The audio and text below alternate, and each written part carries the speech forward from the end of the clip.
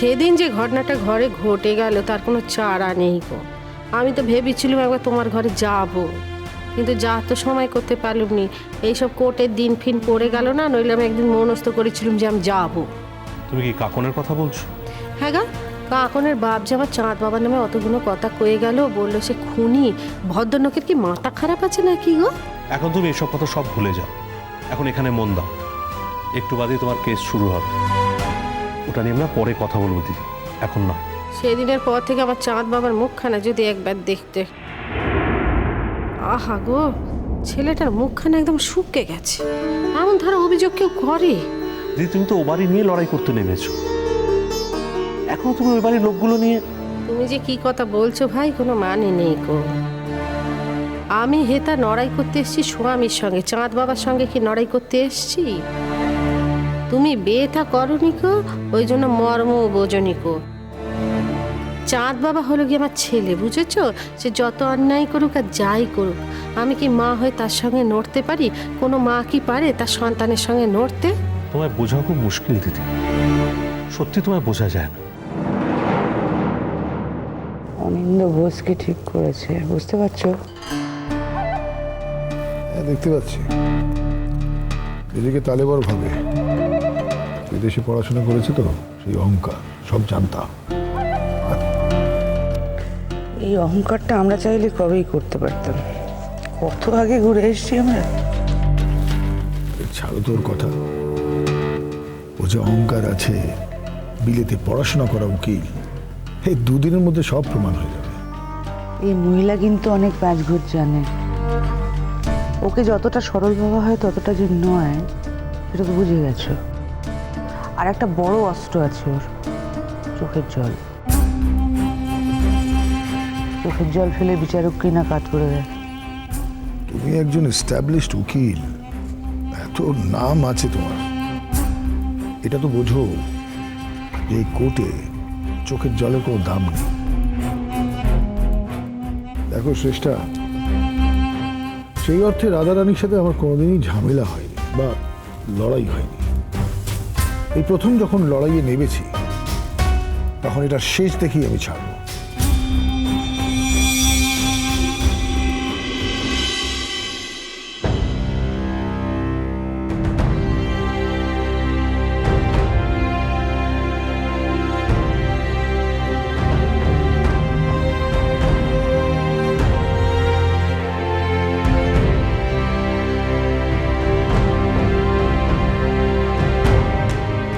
Case number 133/17, Radharani Banerjee versus Debjit Banerjee. মামলার শুনানি আজ শুরু হচ্ছে।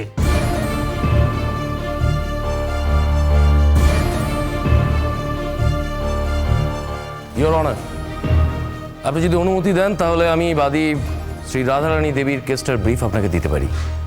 অনুমতি দেওয়া হলো। Thank you your honour. Radharani Debi একজন চিরদুঃখী মহিলা।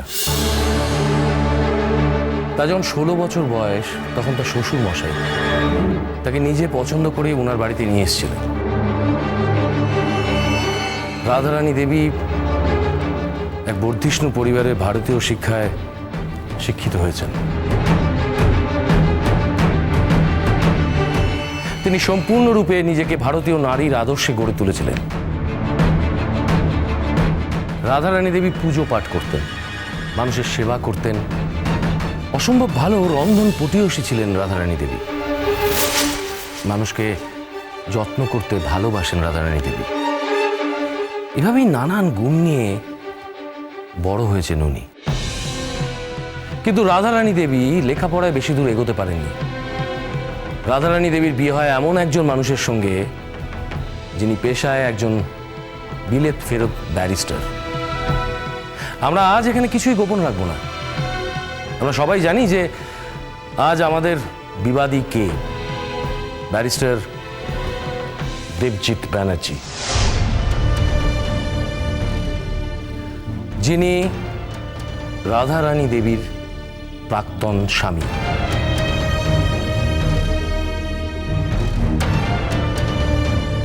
ইওর অনার, এই প্রসঙ্গে একটা কথা বলে রাখা যায় যে এই বিয়েটা অসম বিয়ে হয়েছিল।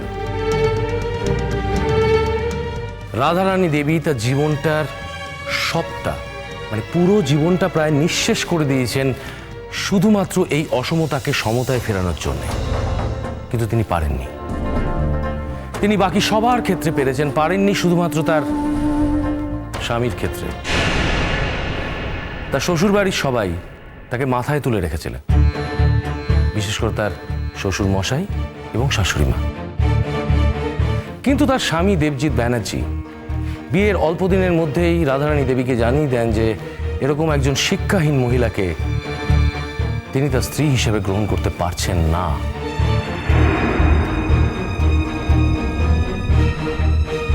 এই প্রসঙ্গে সত্যের খাতিরে একটা কথা বলতেই হচ্ছে স্যার, এই দেবজিৎ ব্যানার্জির বিয়েকে কেন্দ্র করে রাধারানী দেবীর বোন, তার সঙ্গে দেবজিৎ ব্যানার্জির পরিচয় ঘটে।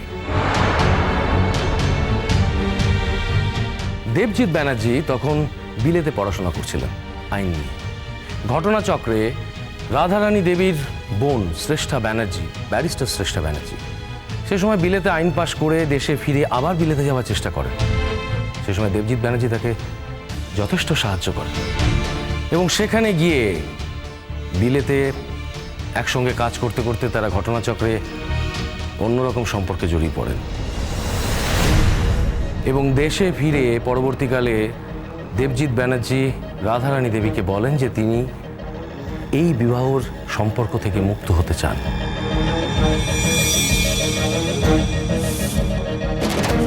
কারণ তিনি তার বোন শ্রেষ্ঠা ব্যানার্জিকে আনুষ্ঠানিকভাবে বিবাহ করবেন বলে।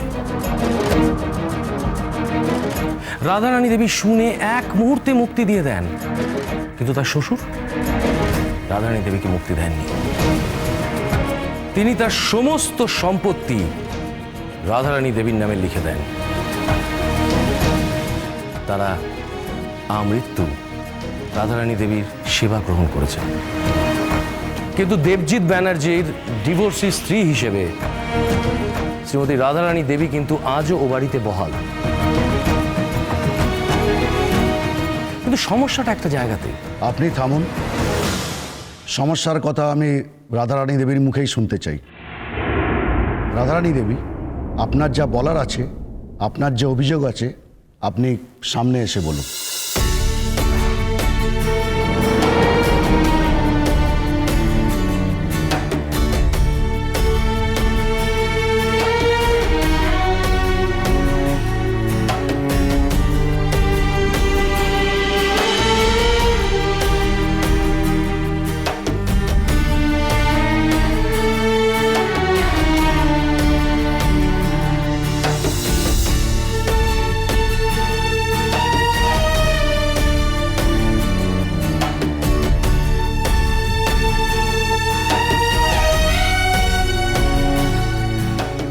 গীতা স্পর্শ করে বলুন, যাহা বলিব সত্য বলিব, সত্য বই মিথ্যা বলিব না।